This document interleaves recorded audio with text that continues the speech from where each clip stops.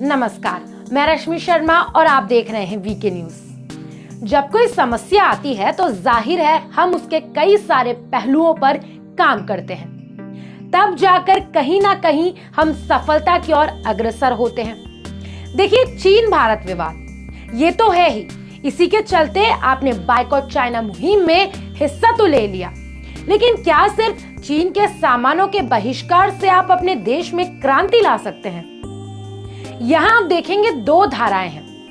पहला तो ये कि चीन के सामानों को बायकॉट तो करना ही है, लेकिन दूसरा खुद को आत्मनिर्भर भी बनाना है। हमारे अपने देश को प्रमोट करना है, यानी वोकल फॉर लोकल।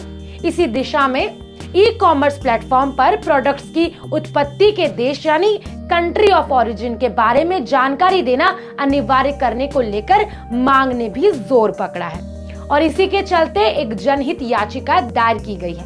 अब क्या कहा गया है इस याचिका में, ये भी जान लेते हैं। जनहित याचिका में एक वकील ने लीगल मेट्रोलॉजी एक्ट 2009 को लागू करने और इसके तहत उन नियमों को लागू करने की मांग की है जिनके अनुसार ई कॉमर्स वेबसाइट पर बेचे जा रहे उत्पादों पर उन्हें किस देश में बनाया गया है इसका उल्लेख करना जरूरी है। याचिका में दावा किया गया है कि ई कॉमर्स संस्थाओं के संबंध में इस आदेश को लागू नहीं किया गया है। याचिका में कहा गया है कि केंद्र सरकार ने भारतीय वस्तुओं को बढ़ावा देने और खरीदने की अपील की है और ऐसे में जरूरी है कि इस आदेश को लागू किया जाए। याचिकाकर्ता अमित शुक्ला ने सुनवाई के दौरान कोर्ट से कहा कि जब बॉर्डर पर चीन और हम आमने सामने हैं, ऐसे समय पर अपने देश में बने प्रोडक्ट को बेचने के लिए, उसे बढ़ावा देने के लिए तमाम कदम उठाए जा रहे हैं। ऐसे में जरूरी है कि ई कॉमर्स वेबसाइट अपने वेबसाइट पर बेचे जा रहे सामान की पूरी जानकारी दे कि उस सामान का निर्माण किस देश में हुआ है।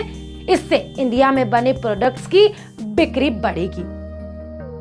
दिल्ली हाईकोर्ट से मुख्य न्यायाधीश DN पटेल और न्यायमूर्ति प्रतीक जालान की पीठ ने ministry of commerce and industry और e commerce website Amazon, Flipkart, Snapdeal और अन्य कई को नोटिस जारी किया है। साथ ही 22 जुलाई तक याचिका पर अपना पक्ष रखने के लिए कहा है।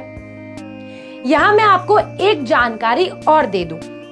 सरकार ने सरकारी ई मार्केट प्लस जैम जिसे हम कहते हैं पर विक्रेताओं के लिए अपने सभी नए उत्पादों को पंजीकृत कराते वक्त उसकी कंट्री ऑफ ओरिजिन के बारे में जानकारी देना अनिवार्य कर दिया है। जिन विक्रेताओं ने जैम पर इस नए फीचर के लागू होने से पूर्व ही अपने उत्पादों को अपलोड कर लिया है, उन्हें भी कंट्री ऑफ ओरिजिन को अपडेट करना होगा। अगर वो ऐसा नहीं करते हैं तो उनके उत्पादों को जैम से हटा दिया जाएगा। जैम ने उत्पादों में स्थानीय कंटेंट की प्रतिशतता का संकेत देने के लिए भी एक प्रावधान किया है। इसके अलावा अब पोर्टल पर make in India filter add कर दिया गया है। वाकई ये बहुत जरूरी हो गया है कि एक आम इंसान को ये पता चले कि वो जो सामान खरीद रहा है उसका ओरिजिन क्या है। अब जब देश में वोकल फॉर लोकल क्रांति आ ही गई है तो जरूरत है आप सब देशवासियों के साथ की। सरकार और जनता दोनों में जितना सामंजस्य होता है, देश उतना ही आगे बढ़ता है। जरूरत जागरूकता की है। जागरूक बनिए, जागरूक करिए। इस खबर पर आपकी जो भी राय हो आप कमेंट बॉक्स में मुझे बता सकते हैं। चैनल को सब्सक्राइब करें, वीडियो को लाइक और शेयर करना ना भूलें।